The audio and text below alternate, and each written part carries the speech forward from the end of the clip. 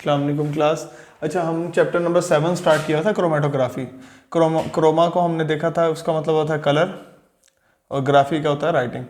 मैंने last time आप लोगों को याद कराया था कि टेक्निक्स हमने किस तरीके से याद करनी है। हमारे पास 4 तरह की टेक्निक्स हैं। टेक्निक्स को हमने किस तरीके से याद करना है? Ascending, descending, radial and circular. Chromatography की 4 टेक्निक्स हैं। अच्छा, अब असेंडिंग जो टेक्निक है वो नाम से जाहिर हो रहा है कि solvent tend to move upward. Solvent जो है ऊपर की तरफ जा रहा है। भाई सॉल्वेंट ऊपर की तरफ कैसे जा रहा है? ये देखिए, हमारे पास ये पेपर में सॉल्वेंट नीचे लगा हुआ है, सॉल्यूशन नीचे ऐड है, जो हमारे पास मोबाइल फेज है, और जो ये हमारा पेपर है इसमें हमारी इंक की तरफ ऊपर जा रहा है। क्योंकि हमारा पेपर नीचे की तरफ हैंग था तो हमारे पास सॉल्यूशन ऊपर की तरफ जा रहा है। तो ये क्या हो रहा है इसमें हमारे पास? Solvent tend to move upward. Next है हमारे पास डिसेंडिंग।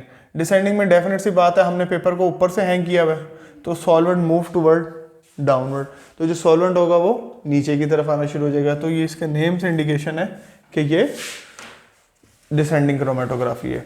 अच्छा, नेक्स्ट है हमारे पास रेडियल। रेडियल में क्या होता है? रेडियल में हमारे पास बेसिकली होती तो सर्कुलर मोशन ही है इस तरीके से, बट हमारे पास जब सॉल्वेंट मूव कर रहा होता है ना तो वो कुछ इस तरीके से आर्क्स बना रहा होता है।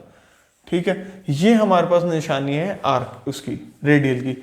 As it is circular movement है वो भी सेम ही है, उसमें भी हमारे पास पेपर में इसी तरीके से सर्कुलर मूवमेंट ये है, सॉल्वेंट हमारा मूव कर रहा है, बट ये क्या हो रहा है? ये हमें रिंग्स बना के दे रहा है, गोल गोल रिंग्स, गोल गोल छल्ले बन रहे हैं। तो ये हमारे पास ही 4 टेक्निक्स क्रोमेटोग्राफी की। बहुत डिटेल नहीं है इसमें, बिल्कुल सिंपल सा बताया हुआ है कि असेंडिंग में क्या हो रहा है भाई, सॉल्यूशन मूव कर रहा है नीचे से ऊपर की तरफ। जैसे हम सीढ़ियाँ नीचे से चलते हैं ऊपर की तरफ जा रहे हैं तो ये हमारी असेंडिंग है, यानी कि छोटे से बड़े की तरफ जाना। डिसेंडिंग में क्या होता है? सॉल्यूशन का ऊपर से नीचे की तरफ आना, यानी कि बड़े से छोटे की तरफ आना, ये हमारे पास डिसेंडिंग में। इसके बाद हमारे पास रेडियल है और सर्कुलर है। रेडियल में हमें बता रहा है वो कि आर्क्स बनते हैं, और सर्कुलर मोशन में हमें वो बता रहा है कि हमारे पास रिंग्स बनते हैं। अच्छा, अब हमने ये तो देख ली, ये टेक्निक्स थी हमारे पास, किस तरीके से हमने इनको यूज़ किया। अच्छा, नेक्स्ट हमारे पास है स्टेशनरी फेज।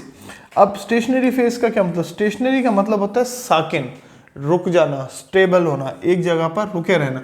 ठीक है, स्टेशनरी फेज। अब इसमें हमारे पास जो चीज़ है वो एक जगह पर रुकी हुई है, वो क्या चीज़ है? वो हमारा ये क्रोमेटोग्राफी पेपर है, जो हमने पेपर जिसको हैंग किया हुआ है ना, ये हमारे पास स्टेशनरी फेज है इसमें। ठीक है, इसके अलावा आप कॉलम क्रोमेटोग्राफी यूज़ कर रहे हैं तो भी उसमें आपने पेपर हैंग करना है। थिन लेयर क्रोमेटोग्राफी कर रहे हैं तो उसके अंदर आपने थिन लेयर यूज़ करनी है। बट ये क्या है बेसिकली? ये हमारे पास स्टेशनरी फेज है। अच्छा, नेक्स्ट है हमारे पास मोबाइल फेज।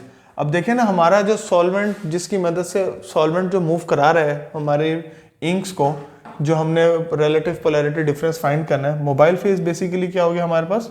मूविंग फेस हो गया। यानी कि हमारे पास एथेनॉल है, एसीटोन है, ये हमारे पास क्या है? मोबाइल फेज है, जो हमारे सॉल्यूशन को मूव करा रहे हैं।